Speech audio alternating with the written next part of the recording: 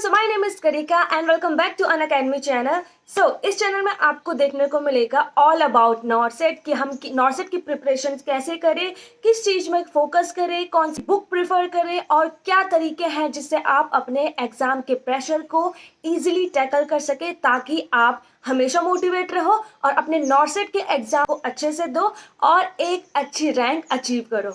तो आज की वीडियो में मैं बात करूंगी 5 ऐसे तरीके जिससे आप अपने एग्जाम के स्ट्रेस को इजीली टैकल कर सको और हमेशा मोटिवेट रहो। तो सिर्फ नॉर्सेट ही नहीं, जितने भी एग्जाम है पढ़ाई के साथ साथ स्ट्रेस आपको फ्री में मिल जाता है और बहुत जरूरी है आप एग्जाम के स्ट्रेस को टैकल करो ताकि आपका सिर्फ फोकस आपकी स्टडी हो, ना कि वो स्ट्रेस हो कि मैं कैसे एग्जाम में क्वालिफाई करूं, मैं जो कंटेंट पढ़ रही हूं वो इनफ है कि नहीं है। तो बहुत सारे क्वेश्चंस आ जाते हैं आपको प्रिपरेशन के टाइम पे जिससे आप अपनी स्टडी से डिस्ट्रैक्ट हो जाते हो। सो इम्पॉर्टेंट है अपने एग्जाम के प्रेशर या स्ट्रेस को डिस्ट्रेस करना।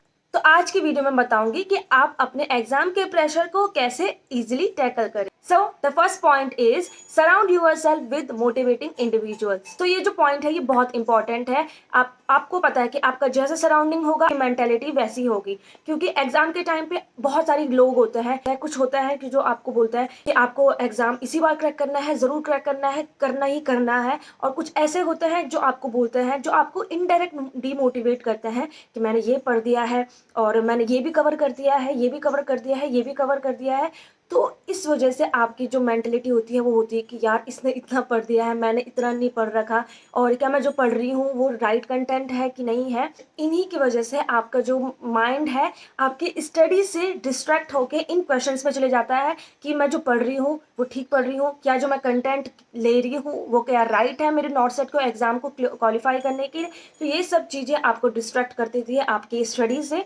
तो आपको सबसे पहले उन्हीं लोगों के साथ रहना है या उन्हीं लोगों के साथ कांटेक्ट बना के रखना है जो आपको हमेशा मोटिवेट करे, ना कि उन लोगों के साथ कनेक्ट रहे जो आपको हमेशा डायरेक्टली और इनडायरेक्टली डिमोटिवेट करे। अगर ये इंडिविजुअल्स आपके फैमिली मेंबर्स हैं या आपके फ्रेंड्स हैं तभी भी उन लोगों के साथ आप डिस्टेंस मेंटेन करें ताकि आप अपने एग्जाम में और अपनी स्टडी में अच्छे से फोकस करो।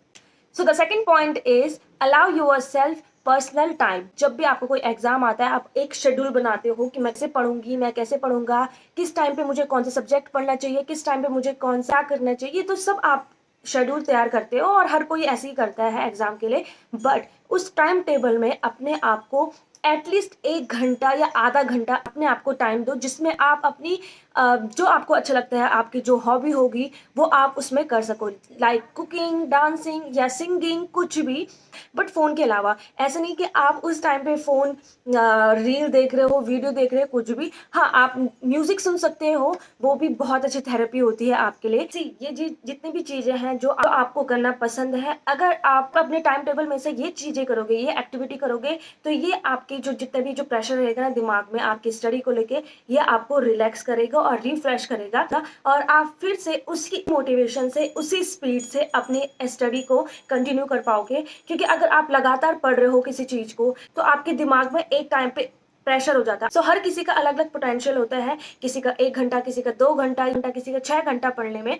बट अगर आप उस पोटेंशियल से मैक्सिमम अगर आप क्रॉस कर देते हो, मतलब अगर आप 6 घंटे पढ़ रहे हो और अगर आप 7 घंटे पढ़ रहे हो, तो आप कहीं ना कहीं आपके दिमाग में वो प्रेशर रहेगा स्टडी को लेकर।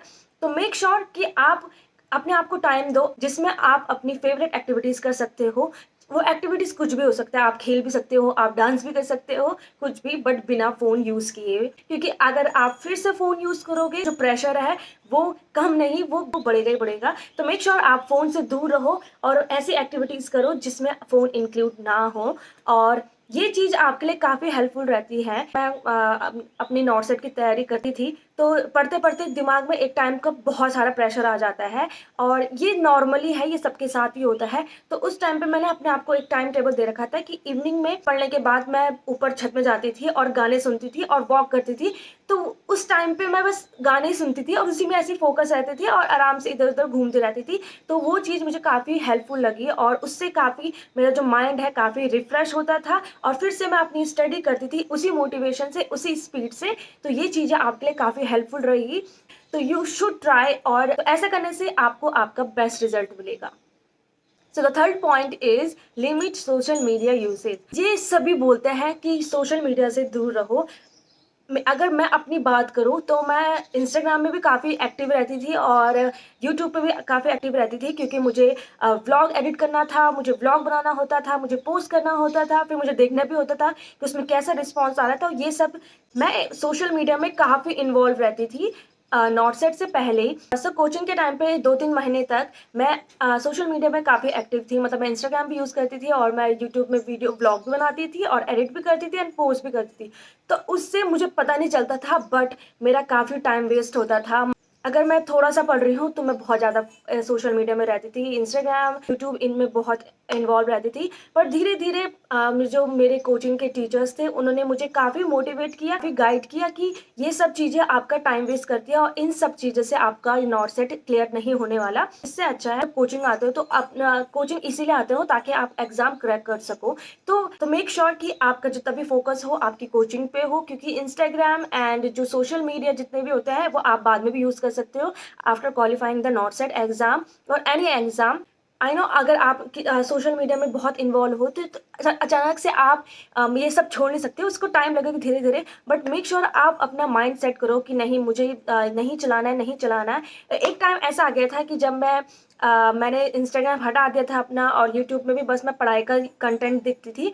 तो उस टाइम पे मैंने ये सब चीज़ें छोड़ दी थी और आई नो कि जैसे मैंने छोड़ा है सोशल मीडिया अपने एग्जाम की प्रिपरेशन के टाइम पे, वैसे आप भी सोशल मीडिया इन सब से दूर रहो और अच्छे से अपने एग्जाम पे फोकस करो, क्योंकि सोशल मीडिया आपके दिमाग को बहुत इन्फ्लुएंस कर देता है। आपको पता भी नहीं चलता कि आपने इतना टाइम सोशल मीडिया में रहे हो।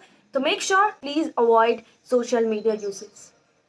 The fourth and very important point is avoid the stress during study. अगर आप किसी चीज़ को पढ़ रहे हो तो आपके दिमाग में बहुत सारा ऐसा रहता है कि मैं कैसे क्वालिफाई करूँगा और मैं सही पढ़ रहा हूँ कि नहीं पढ़ रहा हूँ, या जो मैं जिस तरीके से मैं पढ़ रही हूँ वो ठीक है कि नहीं है।